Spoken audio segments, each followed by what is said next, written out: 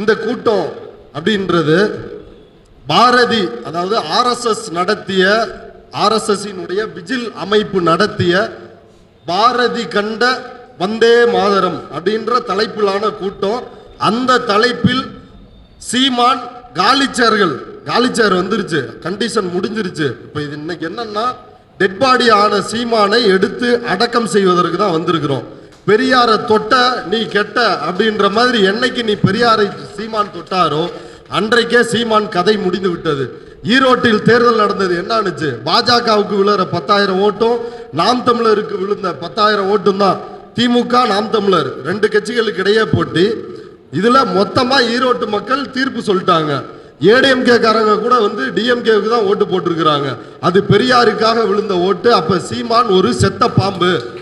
சீமானே மேடையில் சொல்றாரு, நான் இங்க உட்கார்ந்துருக்கிற ஆட்கள் எண்ணிக்கையை விட காலி சேர்களின் எண்ணிக்கை தான் அதிகமா இருக்குது அப்படின்னு ஆர்எஸ்எஸ் கூட்டத்தில்.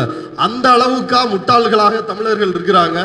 உங்க தாத்தா மாப்போசி, கட்டமீச மாப்போசி, நீ ஒரு இன்னொரு கட்டமீச, உங்களை எல்லாரையும் தமிழ்நாடு பார்த்து கொண்டுதான் இருக்கிறது. இப்ப சீமான் இதை பத்தி பேசுறாரு. பேசின உடனே குருமூர்த்தி பாரதியாரை பற்றி சீமான் கேட்க வேண்டிய அபாரமான உரையை நிகழ்த்தி இருக்கிறார். பாரதியாரை ஏற்ற தமிழ் தேசியம், பாரதி பாடிய சேதமில்லாத இந்துஸ்தானத்தின் அங்கம், தமிழை திருடிய திமுகவுக்கு பெரும் சவால் சீமான். அதாவது இந்துஸ்தானத்தின் ஒரு அங்கம். இவன் தமிழ் தேசியவாதி. சாதியை ஒழிப்பதற்கு எங்களுக்கு தனி நாடு வேண்டும், தமிழ்நாடு தமிழருக்கே என்று முழங்கிய தந்தை பெரியார் தமிழின விரோதி. இது எவ்வளவு கேவலமான கீழ்த்தரமானது. இந்த நாட்டில் இதையே வந்து பேசிக்கிட்டு இருக்கிறான். அந்த அயோக்கியனை நாம் நடமாட விடலாமா? இப்போ ஆல்ரெடி வந்து ஏற்கனவே ஆம குஞ்சிங்க அது தற்குறிங்களா மாறி இப்போ விஜய் பக்கம் வந்து டிராவல் ஆகி போயிட்டு இருக்கிறாங்க.